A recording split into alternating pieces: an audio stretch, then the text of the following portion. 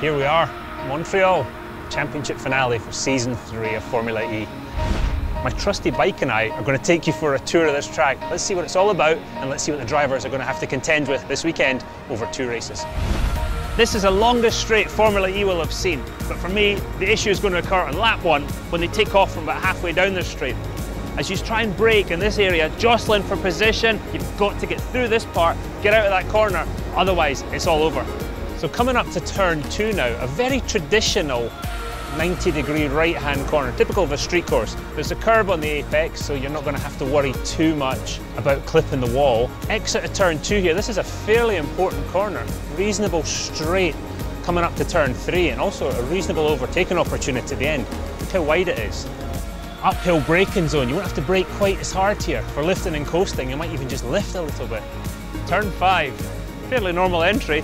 Look how it tightens up. Look how narrow it gets. Running down a hill on exit.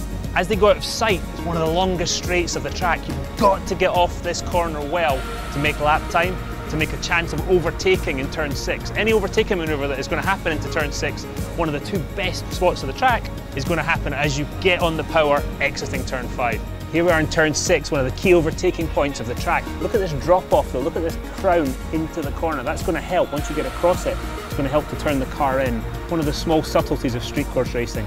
Turn 8, got some bumps on exit.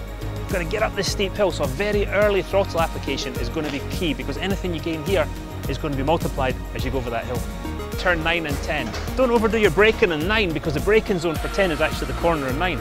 If you start locking up, you're going to head off into the tyres pretty quickly. So the last chicane, you need good direction change in here, you need the dampers to work well over these curbs. I think in this corner it's probably advantage Buemi. This is one of his strong points, and it leads back on to the start-finish straight, the longest straight in Formula E. That's a very important wee corner. Well, that is an absolute gem of a track.